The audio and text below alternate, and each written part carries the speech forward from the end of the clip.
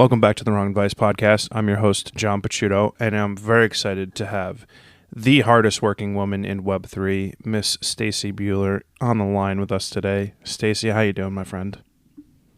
I am so good, and I'm flattered. Thank you. Oh, no problem. Can you give a quick introduction to who you are for the listeners? Yeah, so my name is Stacie Buhler. I mean, what to say about me? There's so much, but I'll tell you the simple tale. I am a fashion photographer and digital illustrator.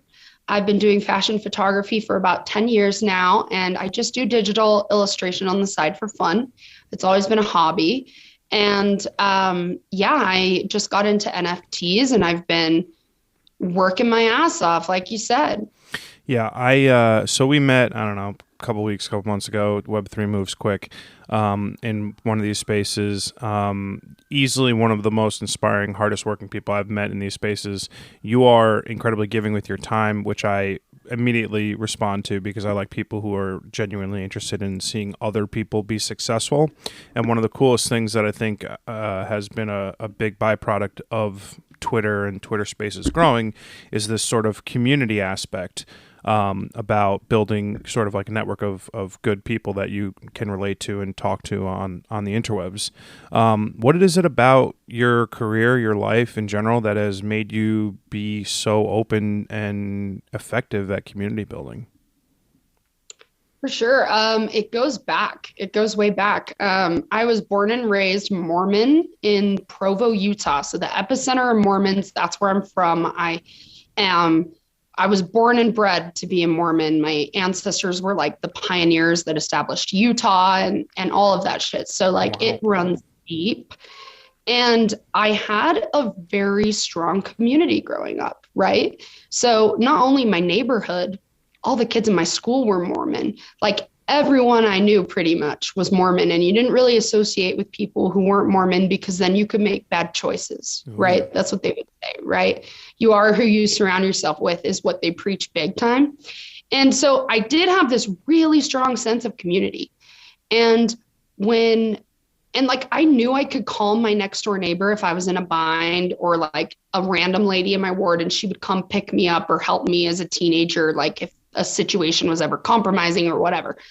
Like I knew they had my back, and I had theirs. I would have done the same, right?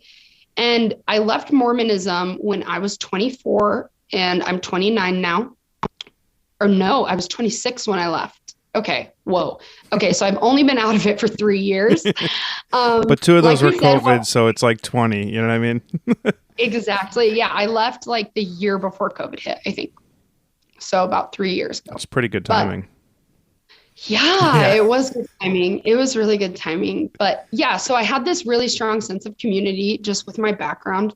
And when I left, I lost all sense of spirituality. I lost my identity.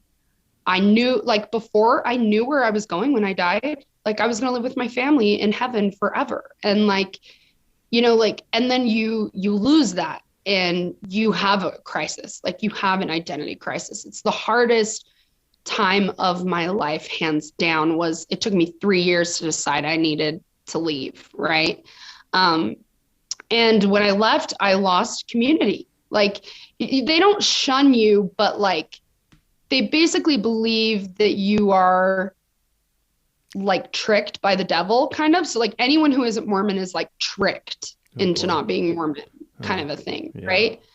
And so you kind of lose this community because they become afraid of you. And I got a ton of tattoos right when I left, and you should see my neighbors when they see me now. It's like hilarious. They like try to not look at the tattoos and stuff.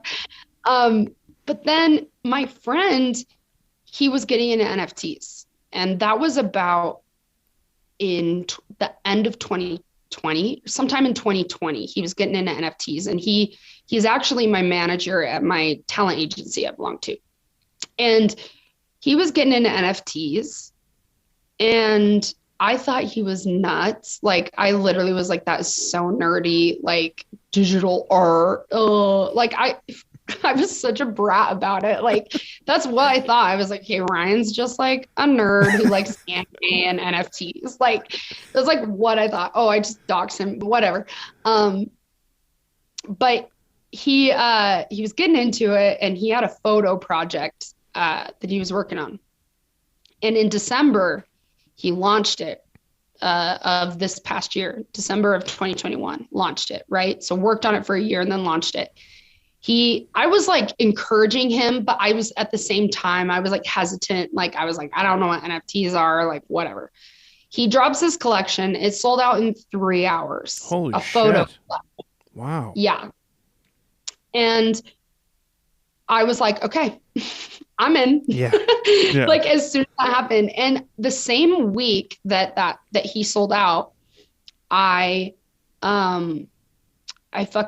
someone on Instagram was like, hey, you should sell your little drawings that you post on Instagram sometimes as NFTs. And I was like, okay, boom, I'm there. So that night I dropped a photo collection and 2 digital illustration collections. And then I got on Twitter. I signed up for Twitter. And my friend was like, you got to get on Spaces. You got to get on Twitter Spaces. And so I made my Twitter account. I started following every freaking NFT account I could find. I followed everyone. He followed everyone that followed him. I just went on a following spree. And then I made some videos of myself talking about my work. And I had that as my pinned tweet so that people knew I was like a real person who's brand new to Twitter, right? And that's how I started to build any type of community, was just posting a video of myself so that people would follow me and know that I wasn't like a bot. Sure. And I got on Spaces and became obsessed. Yeah. Like, I love talking about myself. Yeah. Like, you asked me to be on a podcast, I'm like, oh, fuck yeah, I love talking about myself. Like, so I fell in love with Spaces, and I made a few sales off of like people from Instagram that were into NFTs when I like posted like, hey, I've got NFTs out. So I made like 2 or 3 sales, and I was like, okay, this might be a thing. You know, I'm making a couple sales, and fall in love with this space, because what I didn't know is I needed that community. Like, I needed a community, and I hadn't had one in years. And it was something that made me so happy, so comfortable with, right? And that's why I like fell in love with Twitter. And I just started hosting Spaces because I was like, dude, I bet hosts get way more followers. And I was like, I could host a space. Like, what is it? You just have people come up and talk about their work? Easy. Like, for me, that's easy. And then it just started to grow. Like, the more I hosted Spaces, the more people were connecting with me, the more I was sharing my story, the more people wanted to know more. And I started like growing a pretty great community of people, and I learned all their names, and I'm still meeting new people and trying to learn their names. Like, I really want to remember as many people that I meet, right?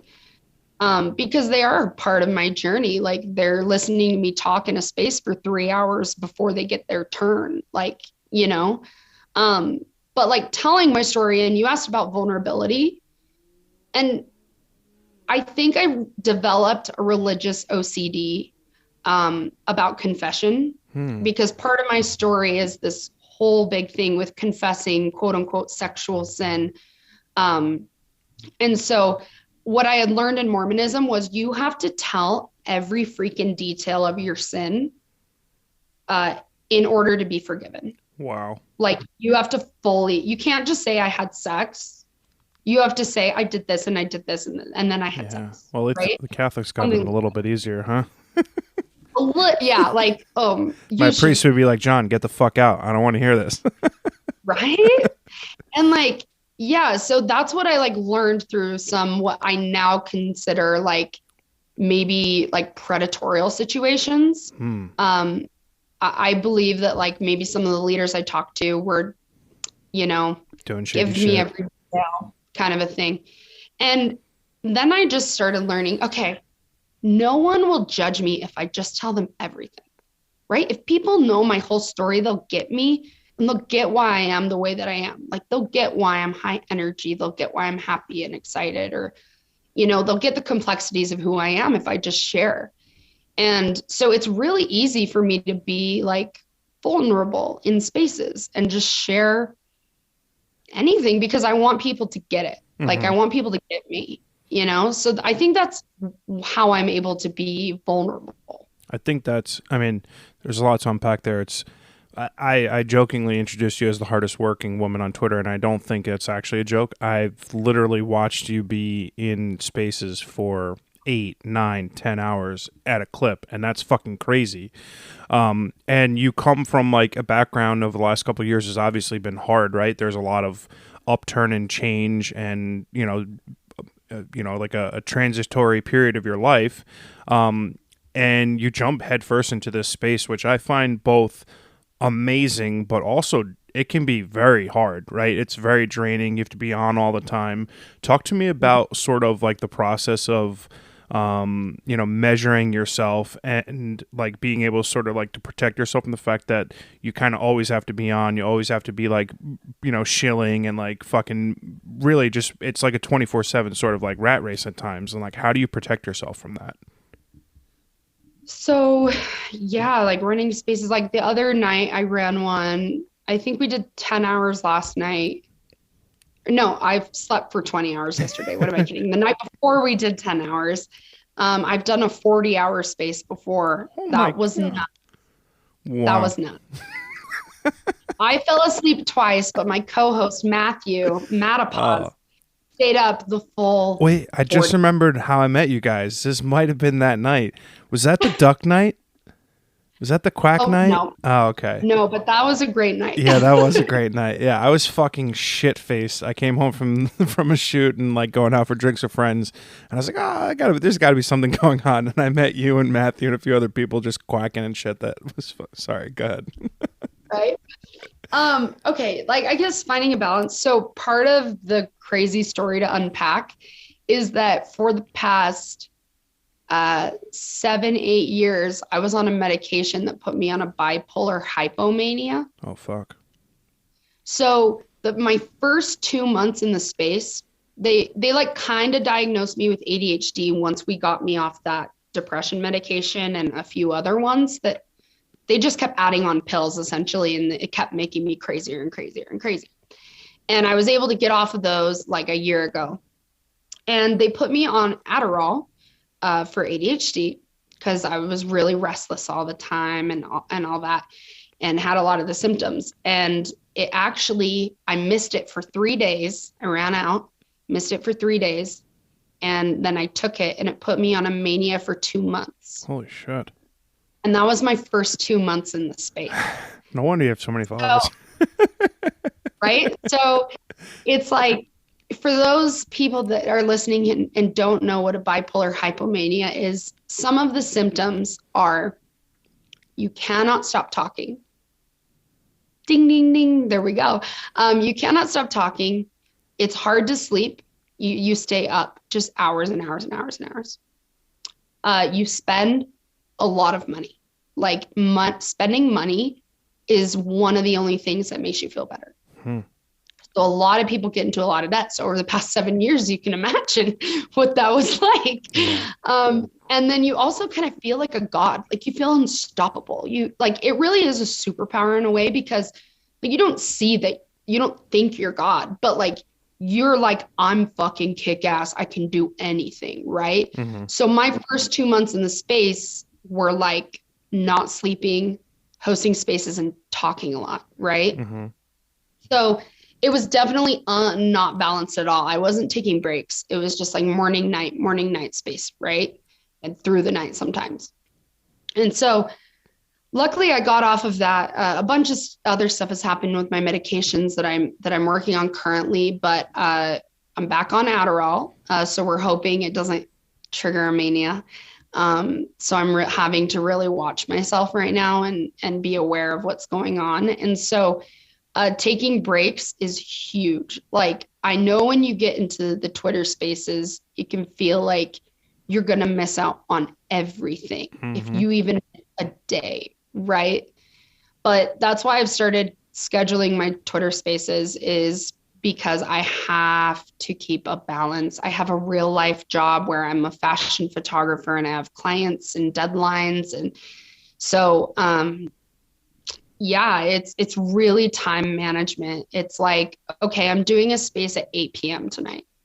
If it gets big, I know I'm going to stay up and I need to cancel my space in the morning. Stuff like that, to where like once a space like hits 150 and starts bumping up and you're at like over 200, you're like, okay, this is an opportunity. Yeah. It's an opportunity for other people along with myself. Like, Yeah. I'm not going to be like, I'm only there for them. Like, of course I'm there for me too. Yeah. But I think you do a really good job in balancing that, though, because it doesn't feel like a selfish endeavor when you're hosting these spaces, because you do a really good job of bringing a lot of people up, giving them their allotted amount of time to speak about who they are, what their art is. And that's something that resonates a lot with me, because you do go into some of these spaces and people are just like really not interested in doing anything other than hearing themselves speak. So that's, I think, probably one of the reasons why, we've become friends on the internet, because you're giving of your time and space to other people, because, rising tide lifts all seas, so to speak.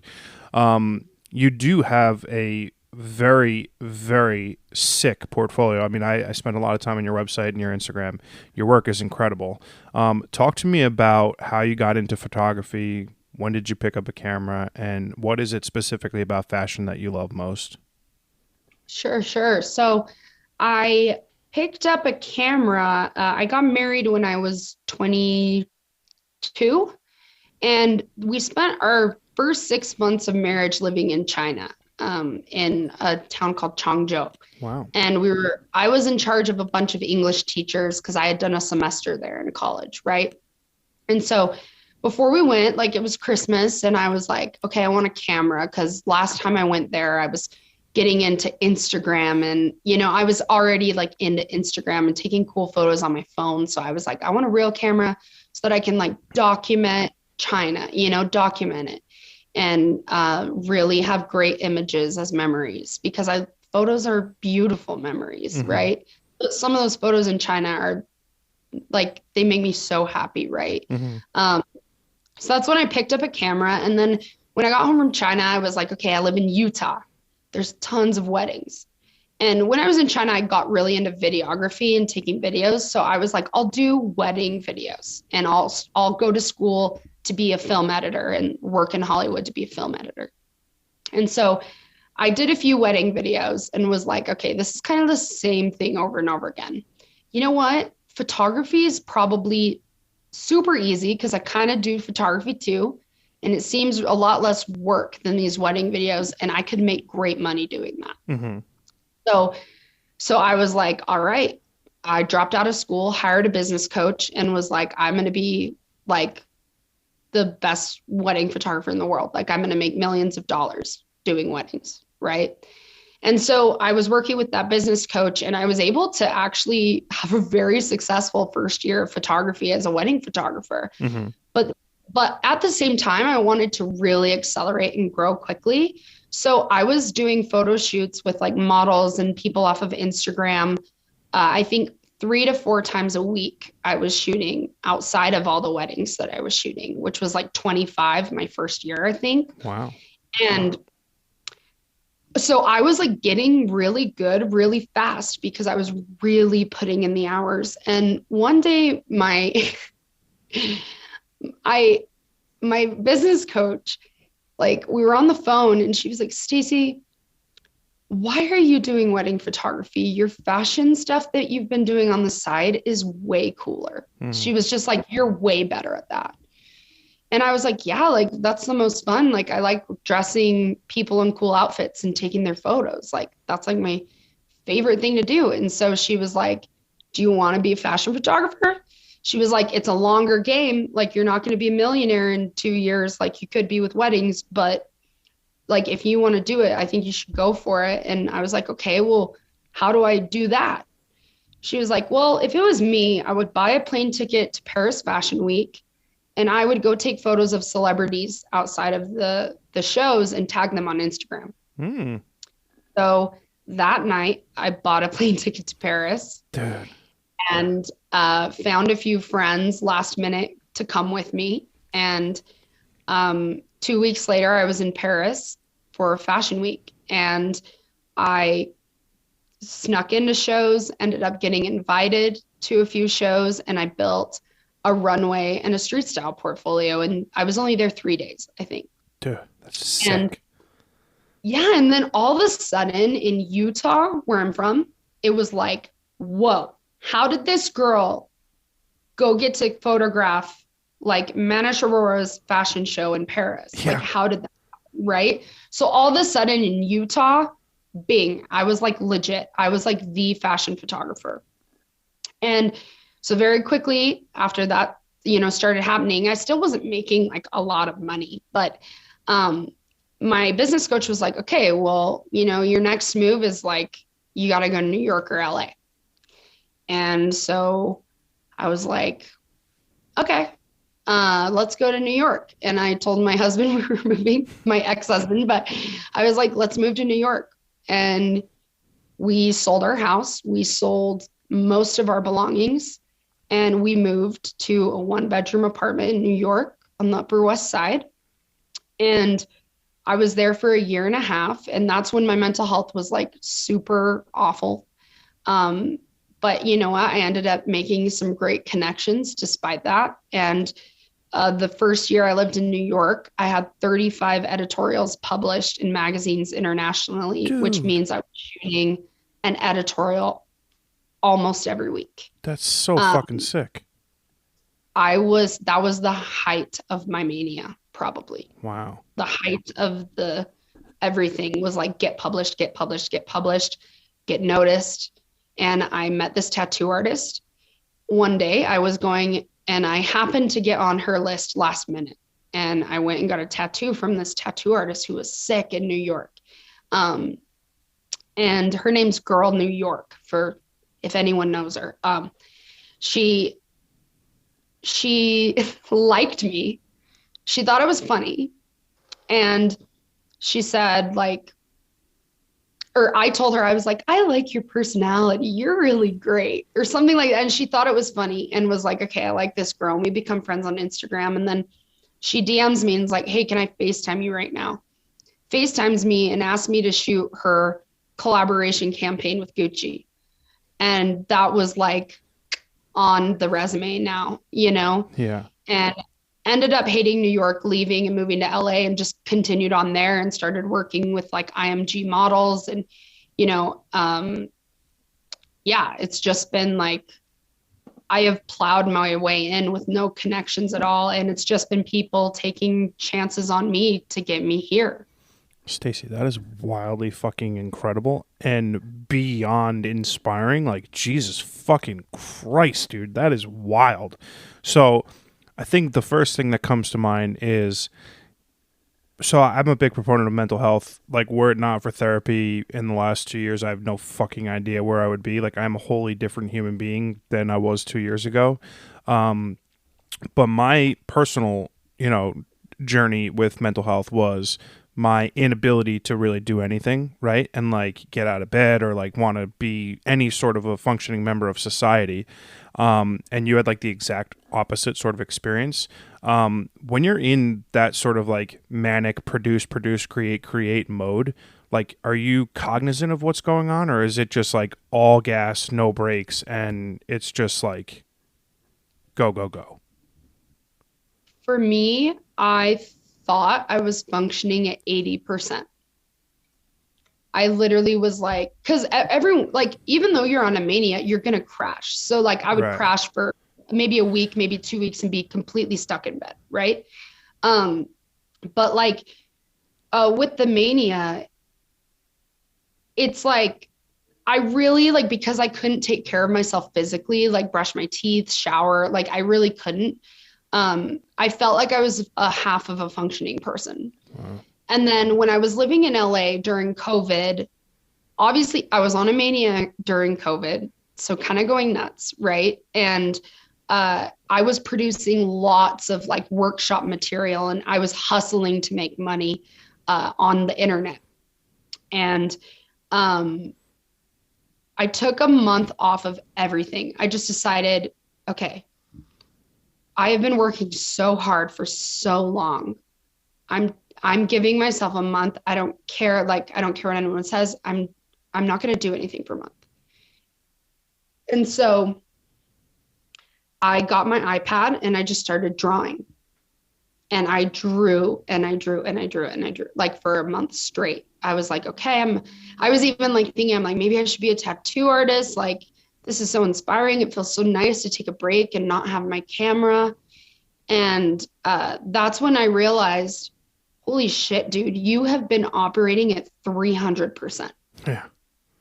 And that's when I realized, like, I haven't been half of a person. I've been 3 people, and that was really a huge moment for me when I had to realize, like, you got to take a step back. You cannot go this hard, this much all the time. And that's been the best thing for me. So I just I bumped up my prices big time and was like, okay, I get hired when I get hired, and that's it. I'm going to work less, make more. And that's what I did. I just bumped up the prices when I got divorced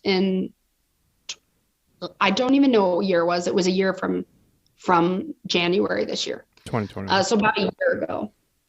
And I doubled my day rate because I had just gotten divorced. And I was like, dude, I've been functioning so high. And I ended up getting divorced or separating maybe a month after I took that time off from photography. And I was like, fuck, I've got to provide for myself. So I doubled my day rate and I booked it within 24 hours. Yeah, and that was the universe saying, here's your hard work. You are really good. The imposter syndrome, when that happened, my imposter syndrome just died. Left. Yeah. It just was like, I'm worth that much a day. And then 3 months later, I got offered double my day rate for a job. Double my new day rate for a job. And that's when I was like, wow, my hard work is going to pay off. And it's starting to pay off. And I'm starting to see it because that was the first time I had really started making money. I'm super curious what your relationship is like with money, especially coming from a pretty solid religious background. From my own personal story, I spent the entirety of my professional working career chasing one thing and one thing only, and that was money, right? So I was the most money-hungry human being I've ever met. I was not focused at all what I was doing for a living. It was strictly what I was going to be paid to be doing it, right? I didn't give a fuck what I was doing. I was like, if you're going to pay me this, and then, okay, I get another job in a year, and you're going to pay me twice as much, I'm going to go do that. But it took the collapse of my professional career in corporate America in 2020 for me to realize that nothing about what I was doing, like you had mentioned, spending money like crazy, I was doing the same thing. I was trying to fill a void that I had in myself that at the time I didn't know I had, which is great because it's a nice learning lesson in life. But I'm super curious what your relationship is like with that now. Yeah, so I was just like you, man. I was doing fashion photography and making no money and obsessing over money. I cannot, you say you were the most money hungry. I get it. I was right there with you.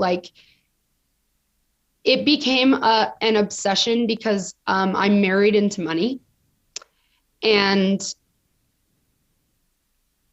it became about, even if you have money, that's what people don't realize. Even if you have money, it's stressful, especially coming from a conservative background where it's don't spend your money, don't invest in yourself, don't take risks, right? And so my relationship with money was pretty fucked up. I saw what it did to my ex's family. I saw what it was kind of doing to me. To me, $100 was $20. That literally is what it was like for me, right? Yeah.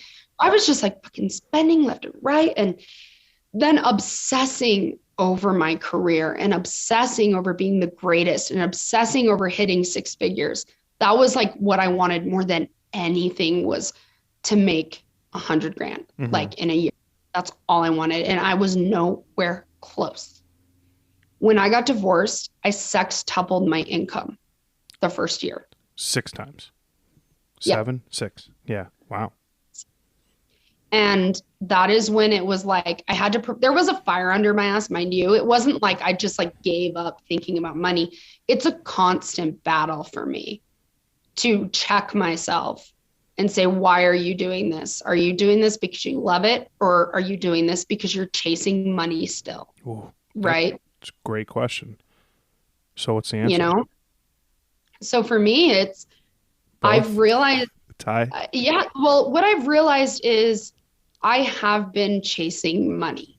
Like I have been, because I was in different financial situations that just made it Necessary. hard. Yeah. Yeah, necessary, right? It was necessary to, like, I couldn't make it look like I was spending my ex's money. So it was like, you have to look like you're successful on Instagram. So that's what I was doing, you know?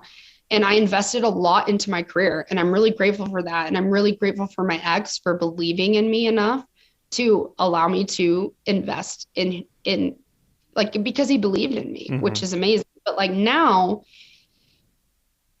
this past year, I have been at that, why the fuck am I doing this? Am I even happy doing this? It's just been chasing money and making nothing. Like what it seemed like nothing. And then like anytime, and like I said, I was on a mania this past year. So I got into a lot of debt again, and, you know, kicking myself in the ass for that. But like, you know, you live, you learn, yeah, you know, but yeah. So now I'm to the point where it's like, I was chasing it for money. So it's time to evolve. And now I am headed back towards my video roots. I love that. You know, it's interesting because photography came to me at a point in my life where I truly had no sense of self, right? Like I had no fucking clue who I was, right? Everything that I had identified previous was taken away, and I'm left as looking at like a complete failure, a loser. What am I doing? Like blah, blah, blah. And it's now been the thing that has like saved me, right? Like there is no question that were it not for photography, I have no fucking clue. I'd be like down by the river, and you know, like I'd be like doing another dumb fucking sales job, tech job in the city to make a fuckload of money and miserable, probably drinking myself to death. But it's luck in that fact that I was able to like sort of stumble into this thing, and it's only been, you know, 2 years of this journey that I've had it. And there are times when I'm doing jobs that I don't want to be doing, that I think like, do I have any right to be like not happy with what I'm doing? I'm carrying the thing that I love the most in the world. I'm creating, you know, maybe it's a 30th birthday party, but you know, tomorrow it might be a band at some concert and some show or whatever. Do I have any space to be not happy about that? And I think that you brought up an interesting point, because there are two things that I struggle with my new career, and it's how I measure success and what are my goals and what do I do after I reach them, because I've already exceeded my highest expectations in a short period of time. So now I'm at that now what stage of my life. You are a person who's had an incredible rate of success already in your career. How do you measure success, and how do you go about goal setting for your future? It's so funny that you say that, because for the past 7 years, I have not seen myself as successful because I didn't make money. Wow. Interesting. Right? My mom could tell you how many conversations that I've had where I'm like, those magazines mean nothing.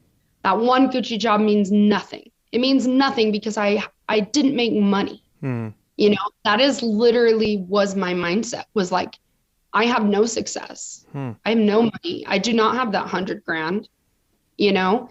And this year when I like kind of got out of that mindset, and felt empowered and kind of stepped into my power, I realized like, okay, girl, you have hit most of your goals.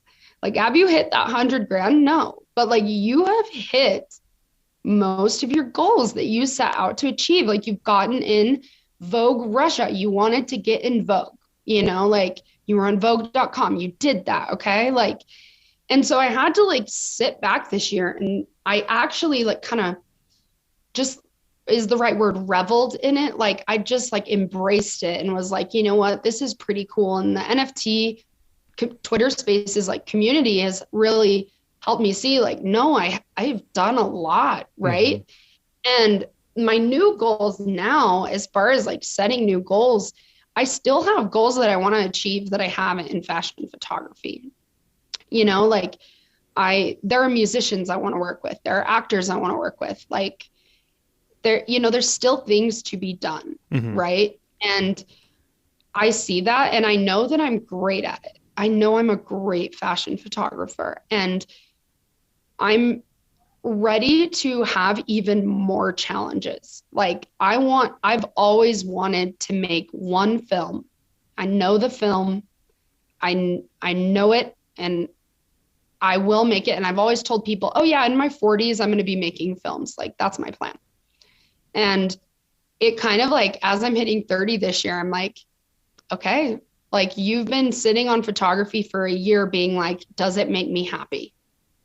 You know, I think an evolution is starting to happen. And I think the Twitter community is seeing me evolve in the past few months, which is exciting because people tell me, they're like, Stacie, we're like watching something happen with you, right?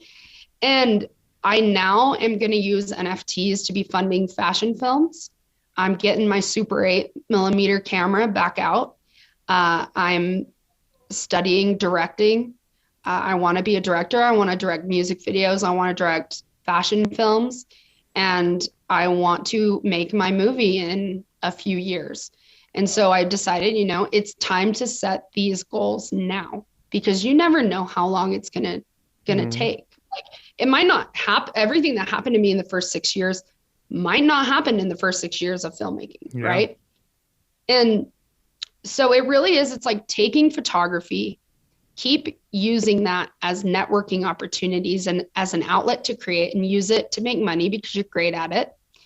You know, use that and incorporate that into the filmmaking, because I'll tell you why I think that way really quick. It's just because when I was around 22, I was volunteering at the Sundance Film Festival in Park City, Utah. And it's something I would do like every year. It's my favorite thing. That's my vacation every year. And I went and saw this film. It was with Michelle Pfeiffer, and it was like her pretending to be an old lady or something, the whole film. And it was great. It was just a great film. And I went up to the director after, because I wanted to tell him, like, I really liked it. Like, thanks for making it. And the guy in front of me that was talking to him was like, hey, I noticed you were shooting from like these weird angles that I've never even seen in a lot of cinematography. He's like, why'd you choose to do that? And he was like, oh, I started out in fashion photography, so that's why. And when I heard that, it like clicked for me. Yeah. And I was like, that's my end. That's how I meet Michelle Pfeiffer and have her star in my film. I photograph. It just seemed easier than trying to like go into Hollywood and be this huge director. Yeah. You know, it seemed like, wow, that guy's smart the way he did that. And that's how I've been kind of like replicating my journey into film. And I just feel like now it's time to keep doing photography for sure. But like, it's time to start learning and evolving into what I've always wanted to do. Dude, I fucking love that. It does bring up a question. So my mentor is a photographer, director, and she, she's done like major music videos for major, country music stars, and like just directed her very first feature. She's a fucking gangster, right? And we were having a conversation, and I directed a music video a couple months ago, and I don't think it's good. I think it's okay, but like it's just something I did with my mirrorless camera, and I was like, yeah, video just doesn't do it for me. And I asked her the question, which I'll now ask you: do you think for some photographers, like directing and creating features in whatever realm that might be, short film, long form, documentary, whatever, is a pretty natural progression in terms of like one's desire to tell stories? Yeah, I do. For me, it's definitely been a progression. Like with editorial photography, with editorial fashion, it's called a fashion story. So I was always putting my story into those, right? I was always taking something I was going through or like whatever to build this story about this fashion model. And I think not for everyone it's a natural progression, because there is some people that just love photography. They love that moment, right? That just single instant, that is single emotion. And for me, I need to be able to create with music. Like if you know me, I'm obsessed with every form of art. I'm obsessed with it. I was an art history major for a while. Like, I love it all. And I think in order for me to tell my story the way I want to tell it, I need more than photography to tell it. And that's my progression, is as I have fallen in love with telling stories and fallen in love with photography, I need more of my voice, and dialogue is an art, like screenwriting is such an art form. And it feels like for me, that's always been the progression. That's awesome. For a person who's like unabashedly detailed their own mental health, you seem to have it figured out pretty fucking well from the outside looking in. I mean, it is an inspiring thing for me because I like having conversations with people who are in different places in their life than me, right? I am in a completely different place from anybody that I grew up with, my friends, my family. And it's nice that we've had this community online that I've been able to like connect with people all across the world that are more or less doing the same thing, right? Having some sort of a creative life, which is great. For me, my question for you is like, I spent so much of my life looking at like where I would be next, right? The next job, the next fucking house, car, watch, whatever it might be, always looking forward. Do you do that, or are you more like present conscious in terms of like how you're viewing your current state of life? I definitely dwell on the past too much. That's something for me. I have been able to become a lot more present by hosting spaces, because I have to sit there, I have to listen. I can't just let somebody come up and then not listen to what they have to say. Right? Yeah. And that's making me more present and like drawing more on my iPad, doing these ugly Bettys and ugly Berts that I do. Like, that is therapy, and it helps me be present. And I think it always was searching for that next job or that next whatever. But now I just feel like I'm ready for abundance, and I am going to work hard, and we'll see what comes in. Like, I'm still going to reach out to Gucci and try and get hired. I'm still going to be sending cold call emails to different brands I want to work with, and I'm going to move forward that way. But I'm not so focused on, I just wanted to be the best fashion photographer in the world. I wanted to be better than Annie Leibovitz. I wanted to be the best. And I've been able to let that go. I want to live. I just want to live and do what I love. Ooh. And it's not about becoming the best at anything for me anymore, because I am the first Stacie, and I know what I'm capable of, and I've done some cool shit, and I know I'm going to do more cool shit. And I'm sure of myself in that. Like, I know I can do it. I've seen my capabilities, but it's just not so much about being the best anymore. And that is so relieving to say. I really love that. I think there's like, without question, you get into these situations where like I'm guilty of it, right? I'll compare my chapter 2 with Stacie's chapter 35, and it's like, wow, I'm like, no, okay, well, there's a lot of chapters between the two of us. Our lives are in completely different places. And if as a person, if you're able to have like the self-introspectiveness to be able to like look at where you are relation to the thing that you're doing, and understand that everyone's journey and sort of pattern in life goes at their own pace, it can leave you open to a lot of amazing things. I'm super curious what your current relationship like is with your family, and if was like this work ethic that you have, this like undying need to be productive, comes from your background as a Mormon, or like where that sort of came from, because to me, you seem like you have like a never-ending desire to be both successful and creative. And I think at times in this space, that's rare, unfortunately. Yeah. Mm-hmm. For sure. I mean, so my relationship with my family, like, it's like leaving Mormonism, right? That's a thing. It's a hard thing for parents to accept. And for me, I have been open and honest about my concerns since the very beginning. And I heavily relied on my mother during the mental illness. So over the past 5-10 years, me and my mother have become very close. Mm-hmm. And she knows everything. She knows I've done drugs. She knows, like, and she has been able to, like, now I can smoke weed at my parents' house. Yeah, nice. Like, it's so fun to, like, see them become more accepting people of just everybody. Like, they've come so far in their understanding of, like, oh my God, we were judgmental. Like, we judged other people for not being Mormon.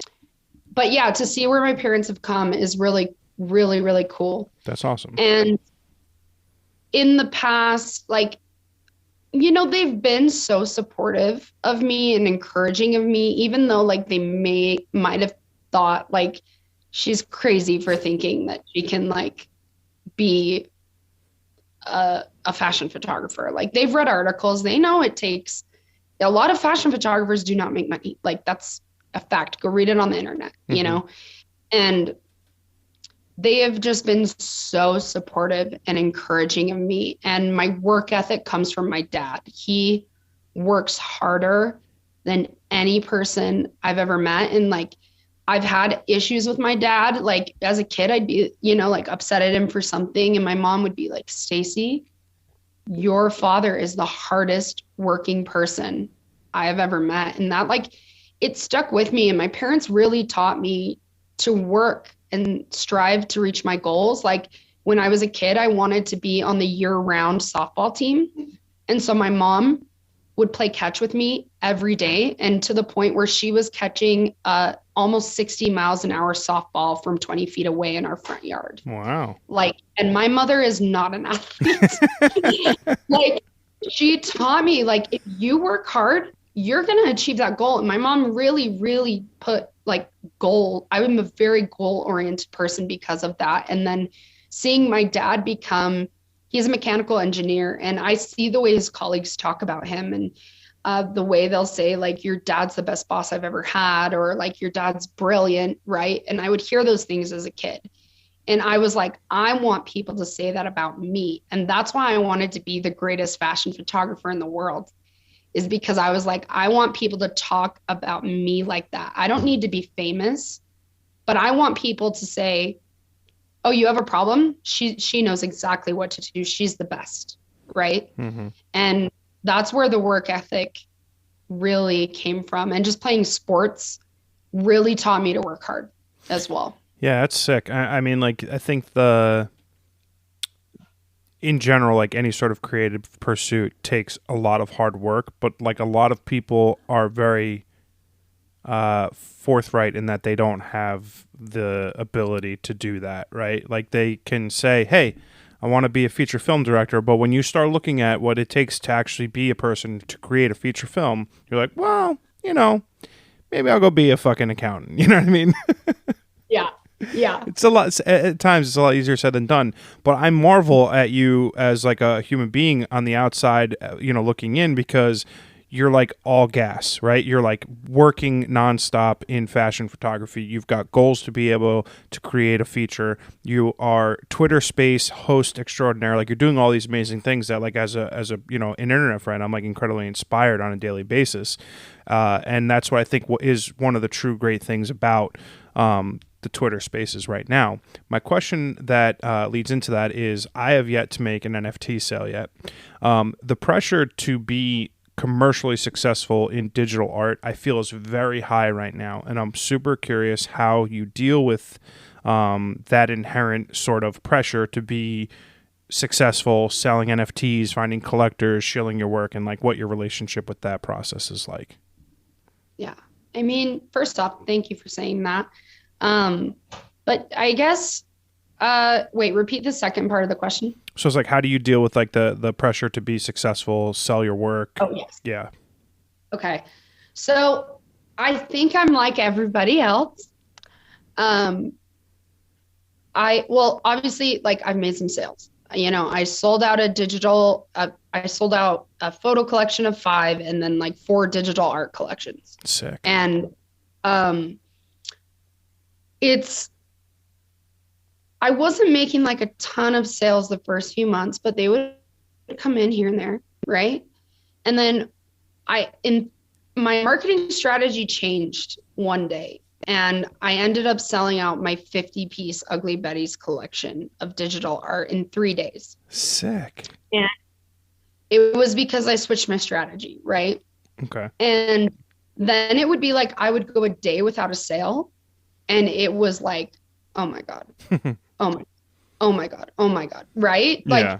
Like I'm even going through that now. It'll be like a day or two and I'm like, oh my God, I gotta be hustling. I gotta be on Spaces. Like, because I quit my commercial product photography job. I was doing product photography for a brand and I quit it. And I was like, I'm going to do NFTs. Mm-hmm. Like I'll do my freelance fashion work in LA and in Salt Lake City. And I will hustle my ass off and sell NFTs. And so for me, like it's helping me survive. So like, I think that's why I also put a lot of dedication to it, a lot of time, because like, I don't really have another option right now, mm-hmm. Like, so that must like triple the pressure then. Yeah. The pressure is high right now for me, for sure. But luckily, as like the weather is getting better, more photo jobs come in, it's like in that dark season when like you're not getting a lot of photo work because of weather and shit like that. It's just slow season for everybody in December, January, right? And so things are starting to pick up there, but like for the past few months, like this is all I've had. And so I've just been working my ass off because I'm like, if I'm not going to be, in the studio photographing whatever product, I'm going to have to be on the streets out here hustling. Like I'm a hustler. These I've always internet hustled. streets. Yeah, these Web3 to Gen streets, man. I love that. Yeah. Yeah, no, it's cool because like my relationship with it is I want to see everyone sell everything. I think a lot of people get super what's the word? Jealous. Like, oh my God, like why not me? And like I've been in some of those spaces where people are talking about how like, oh, I don't get why that's sold and mine's not selling and that. And I think at times there's a bit of a toxicity umbrella over it because like to me, I don't give a fuck, right? I want every photographer to be a millionaire. I want every fucking NFT artist to make hundreds of thousands of dollars. I don't give a shit. I know if you sell 100 Ugly Bettys, some other artist who's making fucking Bert and Ernie porn stuff is going to sell, and right, whatever. Like rising tide lifts all seas. So I don't judge myself relative to the other people, but it is at times a lot. There's like gotta be on, gotta be shilling, gotta be selling, and that to me is like one of the reasons why I don't work in sales anymore. Right? I want to just make art. But yeah. So I like to spend the last bit of every podcast doing sort of like a little Q&A. Some of them are super easy. Some of them are a little bit harder. But my first question for you is, are you happy? I am happier than I ever have been. I love that. What's your favorite food? Pizza. Cheese, pepperoni, what do we got? Ooh, I love all the pizza, but I hate pepperoni and I hate sausage. So absolutely not. You know what's funny? I'm obviously 100% Italian. I don't like pepperoni pizza at all. It's just too oily. Like, I hate get out of here. Get away. Pepperoni. It's the worst. What's your favorite movie? My favorite movie of all time is Rear Window, Hitchcock. Okay. Definitely a first. What's your favorite book? My favorite book, this might sound basic, but it's The Great Gatsby. Oh my God. I fucking love that book. Yeah. Yeah. Do you believe in an afterlife? I believe in evolution. So yes. Oh, cool. I believe I will evolve into something better. Love that. It's funny. This is going to be somewhere around episode 80 or so. I've had probably 75 or so people on my podcast. And I'm like 90% at this point of people who think there's something after we die. And that's fucking great. I love that. It makes you feel better. Right? What's your biggest fear? My greatest fear is sunken ships. I am terrified of not the creatures in the ocean, but like anything human that is down there freaks me. Like Titanic. Oh no. Absolutely. I don't know if on a past life I died on a ship or something. Wow. But like there is like I'll swim in lakes, I'll swim like, but it still freaks me out. I have to like mentally try to check out, right? Because heaven knows what human things are in a lake, right? Oh God. It's terrifying to me. It's absolutely terrifying. I'm afraid. I fucking love that. Oh, sorry. That's so funny. What inspires? That's so funny. What inspires you? I like to say that my greatest inspiration is myself because I got here. I love that. What gives you confidence?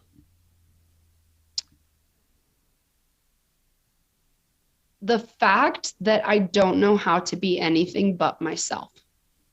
So comfortability in your skin? Yeah.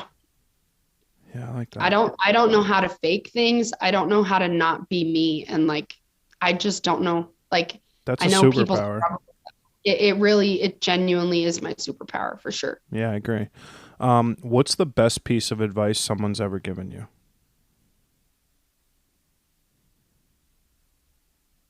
Oh shit. That's hard. When this wasn't advice given to me, but this was advice given to my friend on her wedding day from her grandparents. I was making a video and I was asking her grandma, what advice do you have for, my friend and her husband? And she said, even when you're married, always have friends outside of your marriage. And honestly, I could not agree more. Like I've been married. I was married for 6 years, together for 7. And